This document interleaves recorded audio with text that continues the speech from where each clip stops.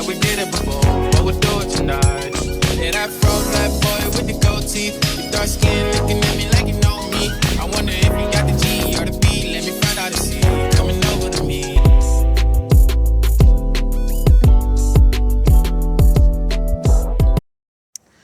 अस्सलाम वालेकुम व्यूवर्स, मैं हूं इंजीनियर मोहम्मद ज़ीशान बसरा और आप देख रहे हैं मेरा यूट्यूब चैनल बाइक्स इंजीनियर।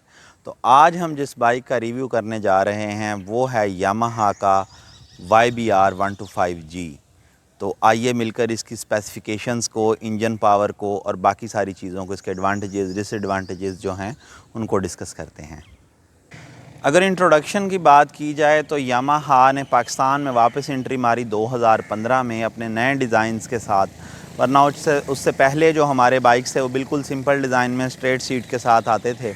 2015 में यामाहा ने अपना मॉडल YBR लॉन्च किया और उसके कुछ देर के बाद ही फिर उन्होंने YBR-G लॉन्च किया। तो शुरू में जब ये बाइक लॉन्च किया गया तब इसकी प्राइस CG 125 से थोड़ी ही ज़्यादा थी YBR की। तो लेकिन अब इस बाइक की जो प्राइस है वो बहुत ज़्यादा हो चुकी है। मेरे ख़्याल में वो रीज़नेबल नहीं है। 484,000 आई थिंक 83 या 84,000 अब इसकी न्यू प्राइस है YBR-G की, और जो कि बहुत ज़्यादा है। अगर हम CG 125 जो सिंपल एडिशन है उसकी बात करें तो वो तकरीबन 235 के करीब है उसकी प्राइस। तो ये ऑलमोस्ट हम डबल ही कह दें उसको, तो डबल ही है। तो अब ये इसकी वजह से इसकी सेल्स पे बहुत ज़्यादा फ़र्क आया है। अगर इस बाइक के इंतखाब की बात की जाए तो why I choose this bike, तो ऑप्शंस मेरे पास थे। ऑप्शंस में CG 125 था, CG 125 स्पेशल एडिशन या CB 125FB। असल में जो इसका कंपैटिटर है वो CB 125F ही बनता है होंडा की तरफ से, क्योंकि वो भी 125 कैटेगरी में उनका top of the line variant है, और ये यामाहा की तरफ से 125 कैटेगरी में top of the line variant. Yamaha के 125 में 4 बाइक्स हैं, लेकिन YBR-G इनका top of the line variant है। 2 इसके डिज़ाइन जो हैं वो बिल्कुल ज़रा फैमिली टाइप पे सीधी सीट के लिए बनाए गए हैं, और 2 जो डिज़ाइन हैं YBR और YBR-G ये ज़रा स्पोर्टी डिज़ाइन में बनाए गए हैं। तो मेरा यामाहा को मुंतखब करने का जो एक तो ये था कि इसका स्टाइल, अगर देखा जाए तो ये बाइक की लुक्स जो हैं ये बहुत स्टाइलिश हैं, और इसके अलावा दूसरी रीज़न थी इसका कंफर्ट लेवल में ये बाइक बहुत ज़्यादा ज़बरदस्त है, बहुत स्मूथ है। इसका जो इंजन है वो बिल्कुल वाइब्रेशंस पैदा नहीं करता, ज़ीरो वाइब्रेशन अगर थोड़ी बहुत होती हैं तो उसके लिए भी इसमें बैलेंसर शाफ्ट इंस्टॉल है। बैलेंसर शाफ्ट जो है उन वाइब्रेशंस को भी किल कर देता है।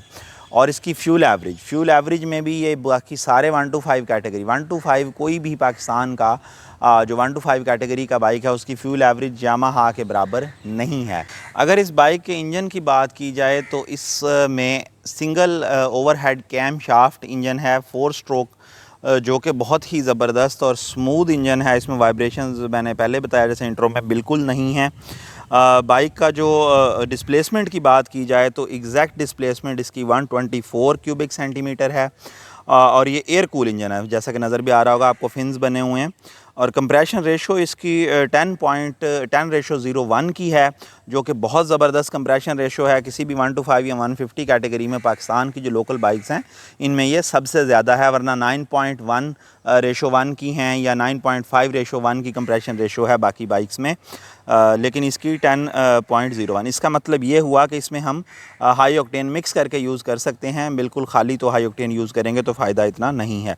बोर एंड स्ट्रोक की बात की जाए तो एग्जैक्टली स्क्वायर इंजन है, 54 मिलीमीटर ही इसका बोर है और 54 मिलीमीटर ही इस इंजन का स्ट्रोक है, जो कि इसकी पायदारी की भी बहुत अहम वजह है। जिन बाइक की ये जो स्क्वायर इंजन होते हैं जिनमें बोर एंड स्ट्रोक सेम होता है तो वो बाइक के इंजन बहुत पायदार होते हैं। यही वजह है कि इसकी मेंटेनेंस बहुत कम है और इंजन की लाइफ बहुत ज़बरदस्त है। जिस बाइक में बोर और स्ट्रोक की रेशो सेम नहीं होती, बोर छोटा हो स्ट्रोक ज़्यादा हो, तो उनकी पायदारी में फिर थोड़ा सा फ़र्क आता है। अगर इस बाइक की गियर्स की बात की जाए तो 5 स्पीड रिवर्स शिफ्टिंग गियर है इसमें, यानी कि पहला गियर आगे और बाकी 4 गियर पीछे की तरफ। बहुत स्मूथ गियर बॉक्स है और बड़ा मज़ेदार है। अगर ओवरऑल लेंथ की बात की जाए तो 190 मिलीमीटर इस बाइक की लेंथ है। व्हील बेस जो है वो इस बाइक का 1295 मिलीमीटर है, जो कि बहुत ज़बरदस्त व्हील बेस है। व्हील बेस बेसिकली दोनों टायरों का जो गैप होता है उनका उसको कहा जाता है, जो लंबाई होती है उसके बीच में। तो जितनी व्हील बेस ज़्यादा होगी उतनी ही उस बाइक की रोड ग्रिप ज़बरदस्त होती है। ग्राउंड क्लियरेंस की बात की जाए तो 145 mm ग्राउंड क्लियरेंस है इस मोटरसाइकिल की। ग्राउंड क्लियरेंस जो है ज़मीन से हाइट उस बाइक की 145 mm को बहुत ज़्यादा भी नहीं है और बहुत कम भी नहीं है, रीज़नेबल है। लेकिन अगर इस पे जो है कोई बड़ा जंप हो या 2 सवारियां बैठी हों, वज़न ज़्यादा हो, तो ये थोड़ा बहुत नीचे लगने के चांसेस होते हैं। अगर इस बाइक की ब्रेकिंग की बात की जाए तो फ्रंट पे जो है वो सिंगल पिस्टन कैलिबर की डिस्क ब्रेक दी गई है, जो कि बहुत ज़बरदस्त है। डिस्क की बात की जाए तो डिस्क का साइज़ भी बहुत अच्छा साइज़ की डिस्क है और पिस्टन भी काफ़ी बड़ा है ये सिंगल पिस्टन, लेकिन इसकी जो परफॉर्मेंस है वो बाकी सब डिस्क ब्रेक से बहुत अच्छी है। अगर मैं इसकी डिस्क ब्रेक का कंपैरिजन करूं, चाहे CB150F के साथ करूं या GR के साथ या CB125F के साथ, तो इसकी ब्रेकिंग जो है वो सबसे बेहतरीन है। YBR-G जैसी ब्रेकिंग किसी दूसरे जो लोकल बाइक में नहीं है, चाहे सिंगल पिस्टन है, लेकिन डिस्क का साइज़ बहुत बड़ा है और पिस्टन का साइज़ भी बहुत अच्छा है। हाँ, अगर हम बैक पे बात करते हैं तो बैक पे इसके ड्रम ब्रेक्स हैं जो कि सफिशेंट स्टॉपिंग पावर देती हैं, जिनकी परफॉर्मेंस मुनासिब है। अगर फ्यूल टैंक की बात की जाए तो इस बाइक का जो फ्यूल टैंक है वो तकरीबन 13 लीटर्स का फ्यूल टैंक है और इसमें जो नेक तक इसकी कैपेसिटी है, और मैं दोबारा से कहता हूँ कि नेक से ऊपर आप ढक्कन तक पेट्रोल बिल्कुल ना भरवाया करें, वो सेफ़ नहीं होता। तो जैसे ही नेक को टच करे बस कर दें। 13 लीटर का इसका फ्यूल टैंक है और 2.7 लीटर्स की इसमें रिज़र्व कैपेसिटी है, जो कि मेरे ख़्याल में बहुत अच्छी, इसके बाइक के लिहाज से टैंक की भी कैपेसिटी बहुत अच्छी है और रिज़र्व कैपेसिटी भी बहुत अच्छी है। अगर हम इस बाइक के सिटिंग पॉस्चर की बात करें तो सिटिंग पॉस्चर इसका बहुत ज़बरदस्त है। इसका जो है सिंपल स्ट्रेट अपराइट जो है पॉस्चर है, आपको बिल्कुल बेंड नहीं होना पड़ता और बड़ा ज़बरदस्त किस्म का सिटिंग पॉस्चर आता है इस बाइक पे। और अगर आप साइड से देखें तो ये जो है मैं अगर बात करूं तो मैं बाइक की सीट के बाइक के अंदर बैठा हूं, हम सिटिंग इन द बाइक, क्योंकि ये सामने से भी इसकी जो टैंक है, फ्यूल टैंक थोड़ा सा उठा हुआ है और बैक सीट भी थोड़ी सी ऊंची है, तो जिसकी वजह से बिल्कुल एक राइडिंग प्लेयर बड़ा ज़बरदस्त आता है और सिटिंग पॉस्चर में आपको बहुत ज़्यादा कंफर्टेबल भी हो जाता है सिटिंग पॉस्चर। आप इस पे लॉन्ग टूरिंग के लिए इस बाइक को यूज़ कर सकते हैं, लंबे सफ़र के लिए आपको बिल्कुल थकावट नहीं होगी। शॉक्स क्योंकि बहुत अच्छे हैं और इंजन में वाइब्रेशंस भी नहीं हैं, ये सारी चीज़ें मिला के इसको बहुत कंफर्टेबल बाइक बनाती हैं। और साथ में सोने पे सुहागा होता है सिटिंग पॉस्चर का, क्योंकि उसकी वजह से आपके कंधों पे, कलाइयों पे बिल्कुल बोझ नहीं आता। अगर आप थोड़ा सा झुक के बैठेंगे, जो कि एग्रेसिव जो है सिटिंग पॉस्चर होता है, तो उसमें फिर आप एक शॉर्ट राइड के लिए तो अच्छा है, लेकिन लंबे सफ़र के लिए वो चीज़ अच्छी नहीं होती।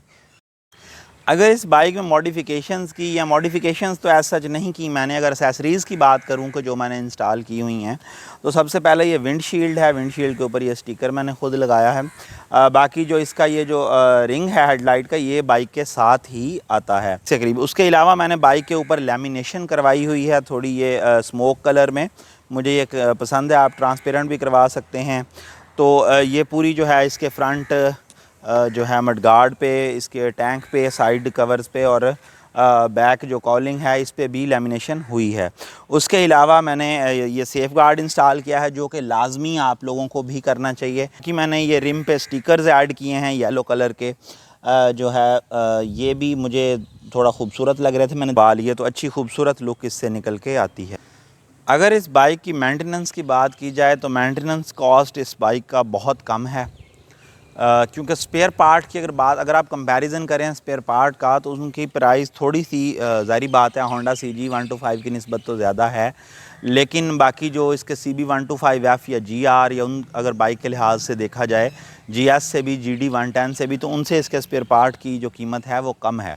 और जो चीज़ इसको बिल्कुल इसका मेंटेनेंस को कॉस्ट को कम करती है वो है इसकी इंजन जो है, क्योंकि इसका जो इंजन है इसमें आपको बार बार ऑयल चेंज नहीं करना पड़ता, आपको ट्यूनिंग की बार बार ज़रूरत नहीं पड़ती। एक तो इसमें बटरफ्लाई कार्बोरेटर है। बटरफ्लाई कार्बोरेटर का एडवांटेज ये भी है कि इसमें मेंटेनेंस बहुत कम इसको चाहिए होती है, बल्कि मोस्टली तो ज़रूरत ही नहीं पड़ती, कई कई हज़ार किलोमीटर तक उसको खोलने की कोई ज़रूरत नहीं होती, और ये फ्यूल एवरेज भी बहुत अच्छी देता है। बाकी अगर इसके जैसा कि मैंने बताया था कि स्केयर इंजन है बिल्कुल, और इसमें इंजन ऑयल जो भी आप यूज़ कर रहे हों, अगर यामा ल्यूब का अपना कर रहे हों या दूसरा भी कोई 1040 का, तो उसको आपको 1000 किलोमीटर पे या 1500 पे करने की ज़रूरत नहीं है। जो लोग कर रहे हैं तो उनकी मर्ज़ी है, वो पैसे ज़ाया करने का शौक़ कह लें या कुछ ज़्यादा भी प्रोटेक्टिव होते हैं। खैर ये आपको इसमें आपने ज़हन में रखनी है दो चीज़ें। एक होता है अगर आपकी रनिंग ज़्यादा है तो इस बाइक को अगर आप 3000 2500 में, तो ऑन अ सेफ़र साइड में 2500 पे इसका ऑयल चेंज करवाता हूँ, लेकिन कंपनी की तरफ से रिकमेंडेड है कि आप 3000 इसका ऑयल चेंज करें। मैं 2500 पे करवाता हूँ, पूरा ऑयल निकलता है, कोई मसला नहीं है बिल्कुल भी। लेकिन अगर आप 3000 भी चला लें तब भी इसमें कोई मसला नहीं आता। तो ये देखें मेंटेनेंस की जो कॉस्ट है वो तो खुद ब खुद ही कम हो गई ना। आम बाइक में अगर आप 1000 पे करवा रहे हैं तो आप वो 3 बार आपका ऑयल चेंज होगा, इसमें सिर्फ 1 बार होगा। ट्यूनिंग की भी एज सच कोई ज़रूरत नहीं होती, और उसमें अगर आप एक ट्यूनिंग छोड़ के भी करवा रहे हैं तो ये आपकी 3000 पे या 6000 पे जाकर भी ट्यूनिंग करवाएँ तो कोई इशू की बात नहीं है। तो अब आते हैं हम सबसे अहम, जो कोई भी आम आदमी बाइक लेता है हमारे यहाँ, तो दो चीज़ें उसके ज़हन में होती हैं। एक तो ये कि ये फ्यूल एवरेज कितनी देगा, और अगर शौकीन हैं कुछ लोग लेने वाले तो ये भी देख रहे हैं कि इसकी टॉप स्पीड कितनी होगी।